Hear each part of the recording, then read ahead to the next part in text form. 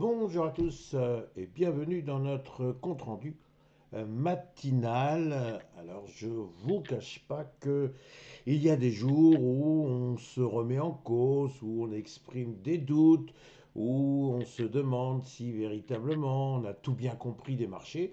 Et puis il faut reconnaître qu'il y a heureusement des matins où on se réveille en se disant que ma foi, peut-être on progresse un peu et que le temps qui est passé a un tout petit peu fait son œuvre. Alors pourquoi je dis ça?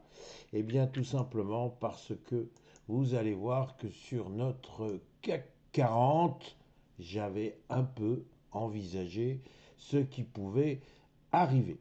Souvenez-vous, hier, j'avais titré, est-ce que quelque part, c'était pas quelque chose d'éphémère? Est-ce que véritablement on avait transpercé la résistance des 8260 points? Et je disais, c'est une figure en double sommet parfaite, figure en double sommet qui est toujours dangereuse, dont il faut se méfier. Et je tirais comme enseignement de tout ceci que si véritablement il y avait un train de la hausse qui allait se mettre en place, il valait mieux courir sur le quai, attraper au vol, si je puis dire, le train, plutôt que de se précipiter et de rester dans un train qui finalement ne partirait pas.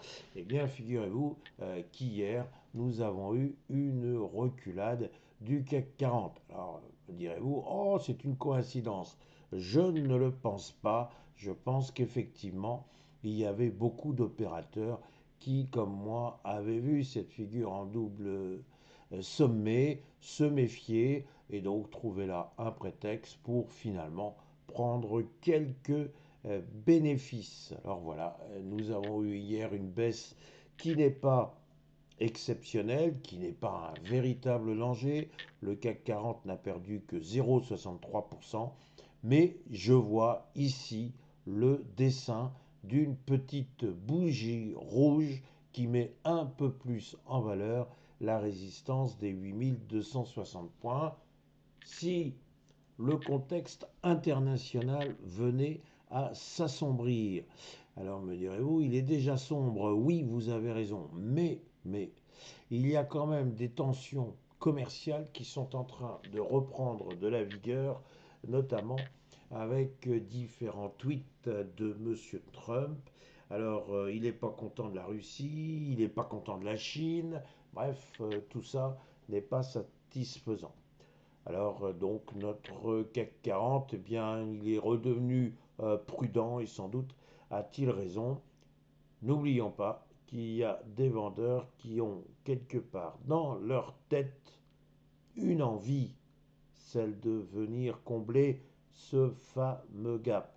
Alors me direz-vous, c'est peut-être pas pour tout de suite, mais un investisseur avisé comme vous l'êtes va forcément faire attention. Voilà ce que je voulais vous dire pour notre CAC 40. Je peux maintenant poursuivre sur notre S&P 500 et j'ai envie de dire même motif, même punition comme disent les militaires. Eh bien regardez bien, nous avons une belle résistance dans la zone des 6750 points.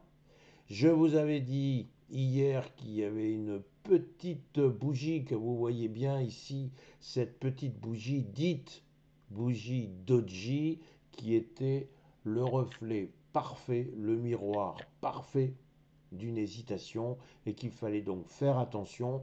Le passage des 6750 points et la perspective de nouveaux records historiques n'avaient mais absolument rien d'évident.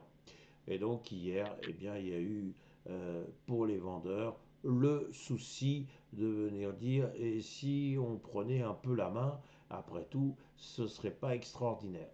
Donc regardez bien, nous avons eu le coup de semonce de M. Trump, hein, cette fameuse grande bougie, hein, là, lorsqu'il a dit mais moi je vais aller faire la guerre avec la Chine, fort heureusement pas une guerre militaire, mais une guerre avec ses armes favorites, à savoir les taxes douanières. Quand il a dit ça, il a fait peur à tout le monde. Puis finalement, il a dit mais non, mais non, mais non, vous inquiétez pas, c'est pas si grave que ça. Prenez pas mon propos à la lettre. Enfin bref, vous connaissez maintenant tous par cœur le discours de M. Trump.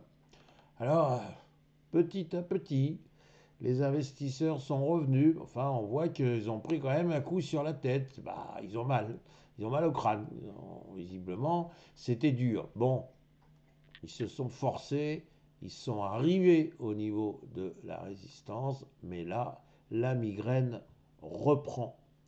Et cette fameuse migraine, malheureusement, elle peut prendre de la force si la semaine prochaine, les fameuses 7 grandes du secteur technologique venaient à nous infliger des résultats qui seront certainement brillants, mais pas suffisamment brillants compte tenu de la valorisation actuelle du marché américain. Donc, nous ne sommes pas du tout, mais alors pas du tout, à l'abri de vastes claques parce qu'il y aura des sanctions lourdes si jamais il y a des déceptions. Il faut là aussi garder ça en tête. On est dans une situation pour le moins délicate. Si j'ajoute, et je fais très rapidement, que vous avez l'or qui subit des prises de bénéfices, donc tiens, qu'est-ce qui se passe du côté des matières premières? Que vous avez le pétrole qui est en train d'essayer de rebondir, tout ceci crée un climat à tout le moins volatile. Et s'il y a quelque chose dont il faut se méfier, c'est bien de la volatilité. Donc, bref, je vous dis pour aujourd'hui, on fait très attention tant que le S&P 500 ne veut pas repartir au-dessus des 6750 points, eh bien, il ne faut mieux pas procéder en masse à des acquisitions. Voilà ma petite modeste réflexion qui, je l'espère, va permettre de, de vous faire la vôtre. Je vais y arriver. Voilà, donc il me reste à vous souhaiter une excellente journée, une excellente séance. Merci.